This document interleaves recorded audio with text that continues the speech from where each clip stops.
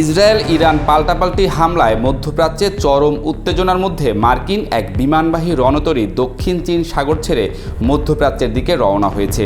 এদিকে Iran Israel উত্তেজনা নিয়ে দীর্ঘক্ষণ ফোন আলাপ করেছেন ট্রাম্প এবং পুতিন। অন্যদিকে নেতানিয়াহু দাবি করেছেন ইরান আক্রমণে ট্রাম্পের সঙ্গে পুরো সমন্বয় করেই সব হচ্ছে, যা নতুন করে আলোচনার জন্ম দিয়েছে। ইউএসএস নিমিটসকে নতুন গন্তব্য অভিমুখে দেখা গেছে বলে জাহাজের গতিপথে নজর রাখা ওয়েবসাইট মেরিন ট্রাফিকে দেয়া তথ্যের বরাত দিয়ে জানিয়েছে বার্তা সংস্থা রয়টার্স। আগের গতিপথ অনুযায়ী চলতি সপ্তাহের শেষ দিকে মার্কিন বিমানবাহী রণতরীটি ভিয়েতনামের দানাংয়ে থাকার কথা ছিল। শুক্রবার তাকে সেখানে আনুষ্ঠানিকভাবে বরণ করে নেয়ার কথা ছিল। এখন সে আয়োজন বাতিল হয়েছে বলে এক কূটনীতিক সহ দুটি সূত্র বার্তা সংস্থা রয়টার্সকে নিশ্চিত করেছে।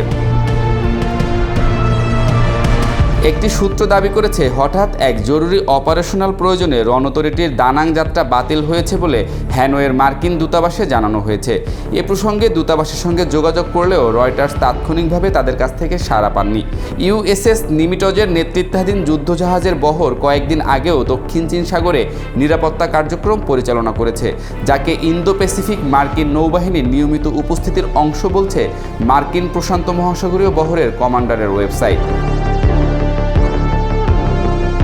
এদিকে ইসরায়েল ও ইরানের মধ্যে চলমান সংঘাত নিয়ে যুক্তরাষ্ট্রের প্রেসিডেন্ট ডোনাল্ড ট্রাম্পের সঙ্গে 50 মিনিট ফোনে কথা বলেছেন রাশিয়ার প্রেসিডেন্ট পুতিন। আলাপকালে ইরান ইসরায়েল সংঘাত বন্ধের চেষ্টা চালানোর জন্য ট্রাম্পকে আহ্বান জানান পুতিন।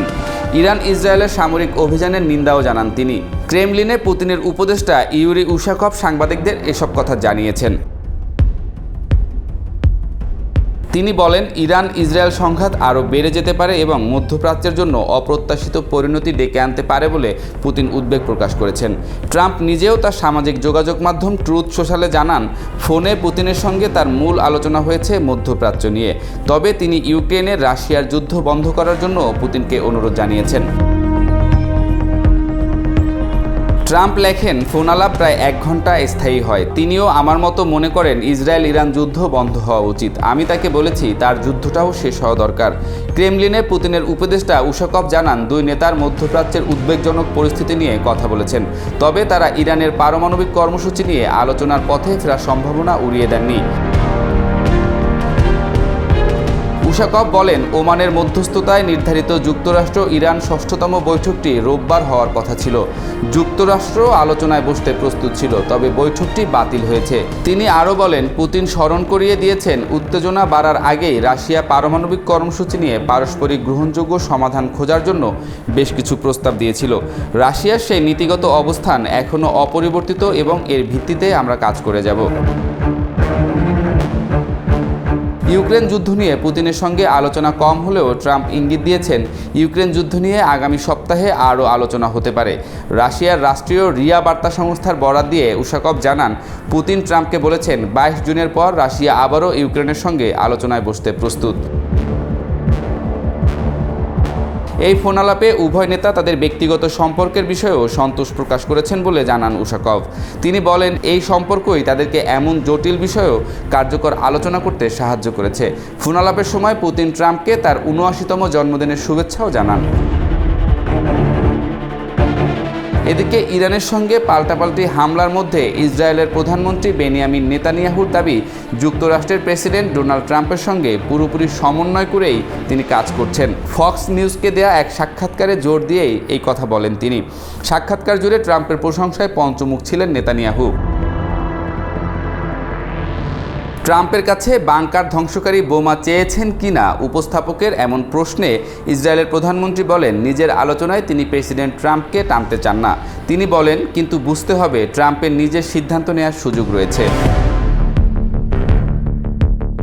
ইসরায়েল ইতোমধ্যে ইরানের পারমাণবিক অস্ত্র তৈরির সক্ষমতা ধ্বংস করেছে দাবি করে তিনি বলেন, তাদের আঘাত করা নিশানার মধ্যে ইস্পাহানের একটি পারমাণবিক কেন্দ্রও রয়েছে।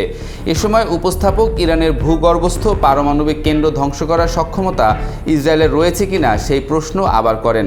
জবাবে নেতানিয়াহু বলেন, আমরা বেশ কিছু অতি গোপনীয় পরিকল্পনা নিয়ে এগুচ্ছি, তা নিয়ে এখানে কথা বলার সুযোগ নেই। এর আগে ইরান ইসরায়েল সংঘাতে যুক্তরাষ্ট্র জড়িত নয় বলে দাবি করেছিলেন ট্রাম্প।